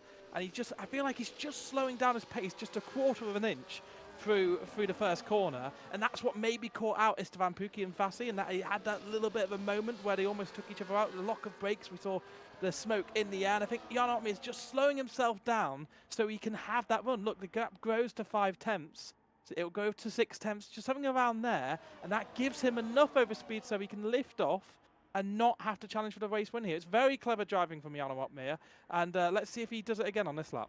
Oh, and it's got a little bit too intense there. There's been damage between Ismail Fassi and I think it was Istvan Pukki as well. Ismail Fassi is going straight into the pits. He has lost damage on his wing. No safety cars. He's straight up retired. He's done. Out. He's went, you know what? In the bin. I'm gone. Absolutely chaotic stuff from Ismail Fassi. I hate to see it. Is there any other damage for anyone else? It did look like the car of Istvan Pukki, but it was hard to see. They were all very close to each other. Yeah, Fassi throwing in the towel there because he knows whatever points he scores won't be great. Just not a great moment for him, but Jarno Opmeer still just has that gap to close down. He can just lift off at the end of the Kemmel Straight, a false flat going upwards as the yellow flag between Fassi's car has come back out of the pits and is going to cause problems for others. Another thing you'd love to see in the game. But Istvan Pukki, yeah, just frustrated here. And Opmeer, he'll just leave Danny Brezny to hang out to dry for as long as possible. I think Danny Brezny's got to do something drastic to get himself out the lead of the race here, because otherwise he's just going to be easily passed by Jarno Opmeer on the final lap. And let's hope he's got enough battery to kind of do something opposite to Jarno's tactics here. Yeah, definitely, as we're now at a 5-car train. Jake Benham lost out in that train, and now Ismail Fassi has obviously lost out.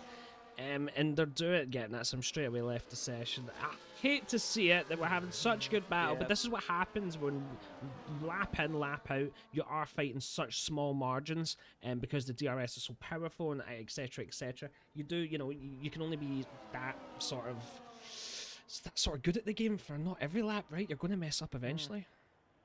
Yeah, no, mistakes happens. Fatigue starts to set in with these longer races, of course. More used to maybe doing a 50% race in other leagues and, of course, pro esports. But this is the Ironman. This is the challenge. You've got to do a 100% race. But look how close Istvan Pukki is behind Jarno Opmeer here. Jarno Opmeer may just have to turn the wick up on Danny Brezny here. He may have to go for an overtake. Still just loses a bit of time as they head up through Eau Rouge and Radion. The DOS will activate after they climb up this dramatic hill over the river that is underneath the track. But Istvan Pukki senses that this is time to move. He goes to the left so he can pick up any of the remaining slipstream from Danny Brezny. But Jarno Opmeer will have a super lunge. He'll look to the inside of Danny Brezny, and that's just managed to keep him and maintain that position and keep him in this fantastic second place. Istvan Pukki again to the inside. He wants to go a bit later. He wants to make it difficult for Jarno Opmeer, but it will be the outside of Speaker's Corner now, and he's lucky that Joni Tormler didn't think about going up the inside there, because this is really starting to spice up with just under 4.5 laps to go.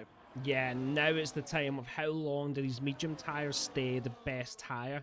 As we saw, that's 19, basically 20 laps on them now. You would argue that the hard tyres will be probably the better tyre. The cut-off should have been maybe a lap or so ago.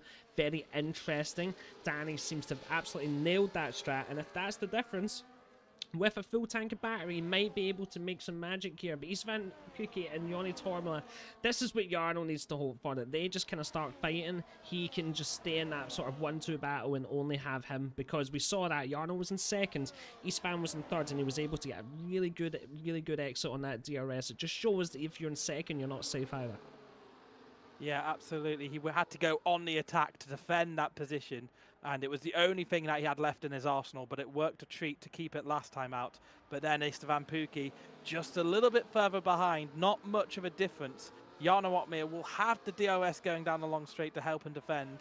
Will he have the offset again, just getting himself back into that 6/10, 5/10 range on Danny Brezny? That should be enough to be able to close down but not pass, as Istvan Pukki will have to burn a bit of battery as they go up the false flat of the Kemmel Straight here. Once again, Istvan Pukki behind Jarno Opmeer. Jarno Opmeer closing down on Danny Brezny. Danny Brezny is going to be under pressure. No, he isn't. Istvan Pukki goes to the inside, just tucks behind. Who's going to have a better exit through Malmedy? Will there be a sniff of opportunity for Pukki into Ravaji? He's not going to try it this time. He knew it didn't work out last time. Waste of tyres, waste of positioning, and puts the car in a dangerous position. So he just sticks in third position for another lap here.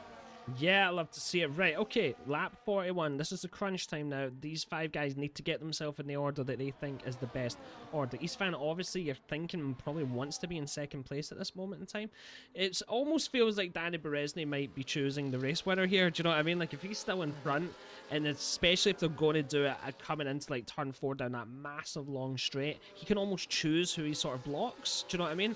And it's in Danny's interest to, like, if he's got Jarno and Istvan on a DRS straight coming up behind him, it's almost in his sort of prerogative to block Jarno, because he's a championship contender. Istvan's a lot of points away, whereas Jarno and Danny have 6 points in it. Yeah, they're very, very close, and it's a tight-knit battle, and it really is anyone's game. There's that differential of tyres as well. Let's see how that plays out, but Danny Brezny still very, very close here, and he's still within touching distance of the cars behind. Joni Tormler in there, Duncan Hofland. He could be picking up a podium here very easily. Those penalties will matter.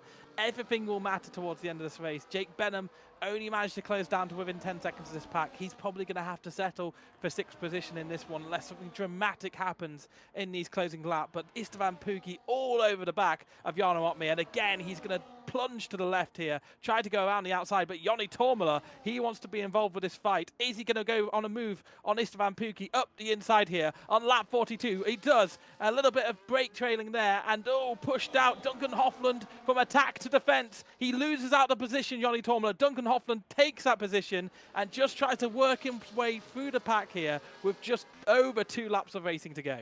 Yeah, that was a little bit spicy, but Duncan really needed to get into a better position. As you said, he doesn't have a time penalty. He can still win this. Istvan and Joni cannot win this unless something traumatic happens in these last 2 laps. They can't really win this race. Jarno in a great place as well as Danny Zenegratsky and Berlin Savagna. They're still fighting on. You go, Zenegratsky. Shame about the penalties, though. Joni Tormela is still 5th with that 3-second. Duncan 4th, needs to get in front of Istvan Pukki. I would say next lap needs to get it done as soon as possible now. Yeah, it is make or break time. We have just 2 more stabs of the long DRS straight left.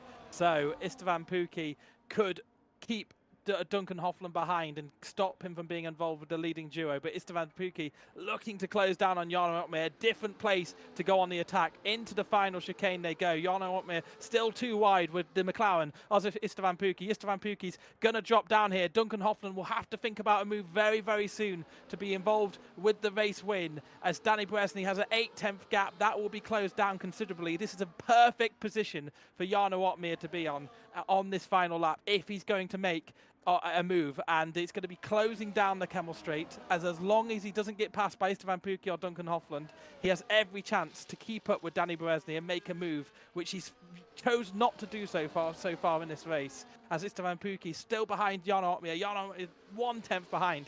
It's all down to this final lap, and I think Duncan Hofland is going to need a Hail Mary send to be able to win this one. It's looking like Jarno versus Danny Beresny, as we've done nearly 43 laps of this wonderful Spa-Francorchamps circuit. It's going to all come down to the end, and that's what we love to see in the Ironman League.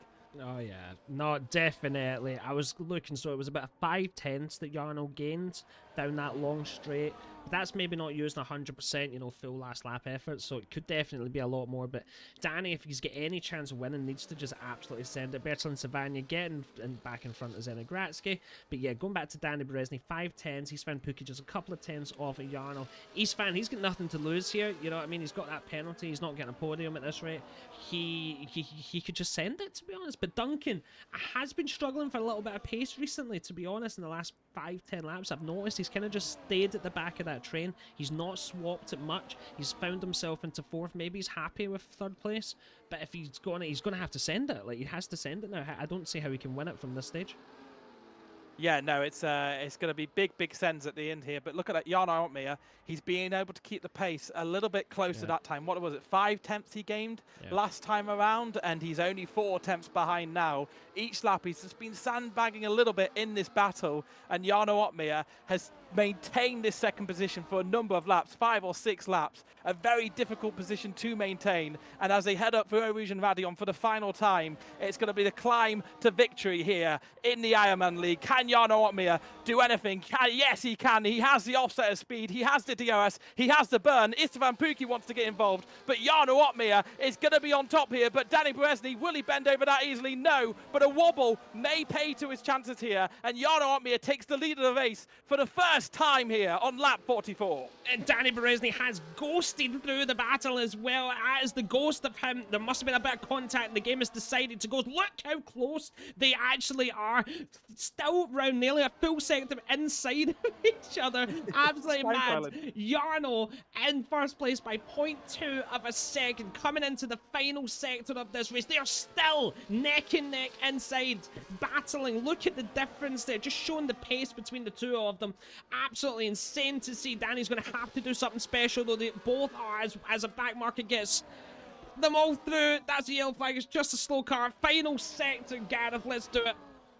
Yeah, final sector, Istvan Pukki behind Jarno Opmeer. Remember, he has a 3-second time penalty to his name. Danny Beresny could be under pressure from Duncan Hofland. It will be full burn to the line here, but I think Jarno Opmeer has just done enough. As long as there's no late lunge from behind, there isn't. We round the final corner. The Red Bull driver, Jarno Opmeer, wins again in the Ironman League, and what a special one it was. Danny Beresny in 2nd, Duncan Hofland claims 3rd thanks to penalties. 4th is Istvan Pukki, and Joni Tormela in 5th position. Jake Venom is coming around after 13 seconds and a little bit of a slide through the final corner. He'll pick up 6, but Jan Otmir, he had it all the time. He was just waiting in that second position, waiting to pounce. And it was masterful skill to maintain that second position for so long. It gave him the race there.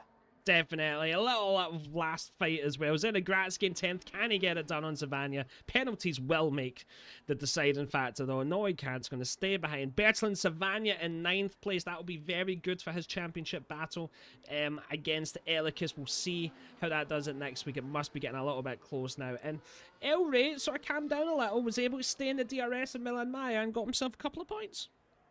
Yeah, he did well. As soon as you take him out of the battle, he can just time trial and lap and do really, really good things. But there was something between him and Jabba Hegedus, and it was the opposite of chemistry today. It was it was absolute warring. It ended up Jabba Hegedus way off the pace as he's finally coming around the line now. Timbo just behind. He's going to take that position because Jabba Hegedus has enough penalties to lose it. Gabble way down in 15th position. He's got penalties too, but he's not going to lose any because he was his last car to not be lapped. So he will get some points in the championship, and it won't be last in the championship. Only three retirements, sorry, 2 in the amateur, being Balint Elikis and David Vince. Fassi retired and went out with a number of laps to go. I wonder if Fassi was part of the complexion there, whether he could have been on that podium, certainly, maybe in contention for a win. He'll feel a bit hard done by, won't he? Ah, yeah, no, definitely. God, I couldn't. Do you know, I don't think there's been a race I've hit more wrong buttons in my life. Do you know that? Along with the whole left-handed view. That was great. That was great, wasn't it? That's exactly... I think we should have challenged ourselves and just put the whole broadcast in left-hand view for the final lap. What is that, right? What is that?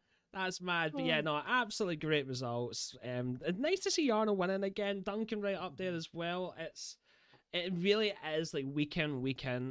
It just shows just how good these drivers are. Like they're just always there. They're always up the top, and they're always within like a second of each other. And it's just quite great. Like no matter what the track is, no matter what the weather is, they always just seem to just be up there. And I'm just like, well, I guess no wonder they're considered the best sort of sim F1 racers, right?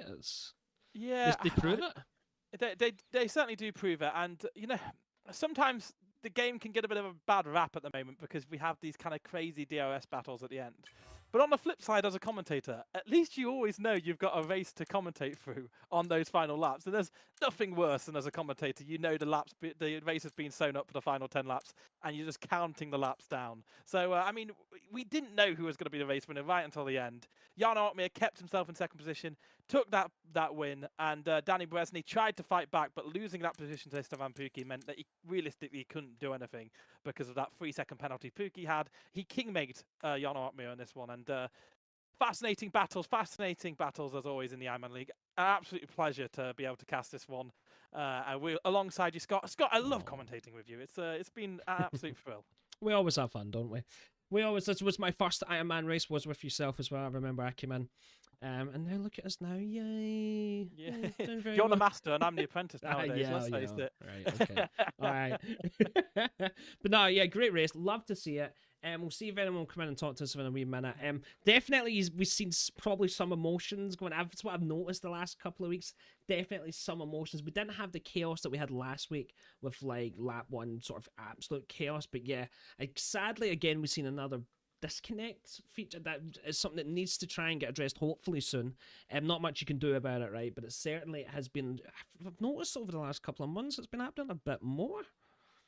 Yeah, not ideal for Balint Elikis, who led the championship in the amateurs, still leads the championship in the amateurs, but has lost ground because of a fault, not to do with his own, disconnected, couldn't get back in.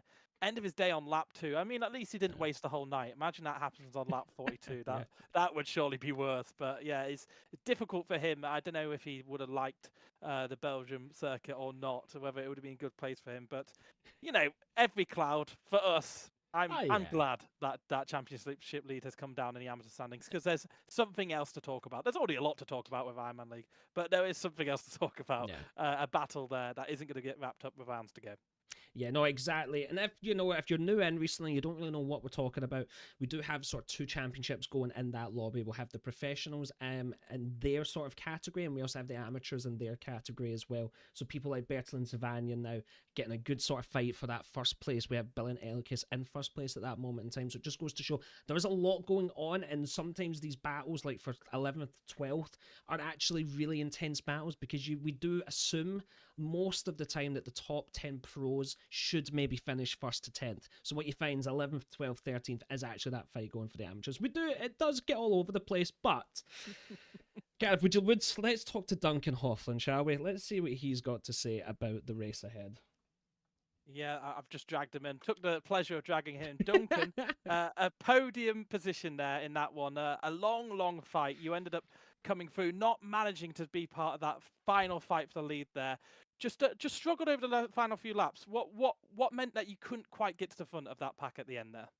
Well, I'm not sure. I thought I was running the lowest wings possible on the game, but still somehow I did not have the straight line speed compared to the others. So I'm not sure what I've done wrong. Maybe some settings, I'm not sure, but I think overall my pace was not the greatest around this track. So I mean, unfortunately, just decided to keep it clean at the end. I had 2 warnings from lap 20 onwards, so just kept it steady, and I knew I would get a podium with it anyway.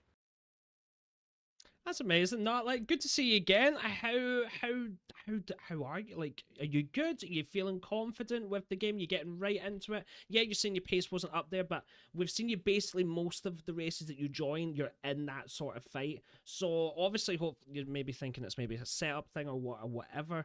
But yeah, like, how are you feeling? You feeling confident with this game? Getting ready into maybe some of the sort of bigger competitions that will be happening soon. How are you feeling for that? Are you happy? Well, I think it really depends on track for me so far. Spa is one of my hard, like, yeah, I don't want to say worst tracks, but I just struggle around here. Usually compared to China, for example, last week race pace on dry was way better. Same for the other races like you mentioned as well. I think it's just Spa. So I got a couple of tracks where I just need to work on. I think overall the pace is quite good, and I'm feeling quite confident. So yeah, just a couple tracks I need to work on, and then I think it should be quite good for me. Get it? You were the first person to pit off of the intermediate tires, and it did gain you a net gain of a position or two. What were the key indicators that gave it away that this was the time to pit? Was it just a hunch? Was it just a gut instinct to go at that point? Because at that point we thought maybe it was an error because no one followed you at that time. So what made you pit a lap earlier than the others? I can't say too much, of course. I didn't. I have no engineer at all, so it was. I just felt like boxing, and I thought I need to try it anyway, because why not? I was net P5 or P6, I'm not sure. So I was like, just box and see how it is, because yeah, the track seemed very dry. So I was like, why not? And I went for it, and apparently, and then it gained me 1 position. So it was not that I was looking at anything where I could see like, oh, I have to box now. It was more of a feeling, and I was like, yeah, just try it, go for it, and then gained 1 position. So was the right decision. Yeah, no, well done. We have noticed, particularly in this game, that the rain, sort of when it comes and when it finishes, it can be extremely fast. That it sometimes just throws a lot of strategy off. Have you found this that it dries up extremely fast, or is it just look? Is it that it looks dry, but it's not actually? Because sometimes we maybe expect people to come in because it looks dry, but you might stay out an extra lap or so. Is there a difference? Have you noticed? I think it depends, because I've seen clips where it's what also looks completely dry, but it is still wet. So yeah, I think it's hard to tell of what you're seeing and more of what you're feeling. So I think especially for you guys as commentators, it's very hard to say it should be time now for inters, for dries, whatever. Simply because yeah, it's not always the same in a way. You can see a wet track and it feels dry, or you can see a dry track and it's wet for us. So it's a bit random, and it really depends, I feel like, on every time whenever the track stays wet for a long time after it dries up. So yeah, that makes it fun in the strategy. So yeah, it's a bit. I don't want to say random, but you have to be aware every time. Yeah. Love it. Gareth, any final words? No. Congratulations on the podium. You gain a little bit of points positioning on Fassi because he, of course, fell out the race towards the end. So I think you're maybe up into the top 4 or even maybe top 3 in the championship. So congratulations to yourself, Duncan. Thank you very much, guys. Ciao, ciao. Bye. Oh, very nice. Nice to hear from Duncan. He's obviously very nice as well. But, ladies and gentlemen, we have been here for an hour and a half, roughly speaking, and you didn't even know what this was. This is the Danny Berezny podcast. This is the man that every single week ends up in an interview stage and is right here ready for it. So, that was just a pre-show. Your fans around the world, welcome to the only reason that we come here every Thursday night, and it's to speak to Danny Berezny. Danny, welcome back yet again. I said it last week I'd see you, and here you are. How are you, and how was that race from in your perspective? Well, I don't have too much to say, guys. The race was awesome. Spa is my favorite track. Oh, I love I'm that. happy that all 509 people hears this, that the game needs to be fixed. It's just pointless to lead the whole race to then lose it.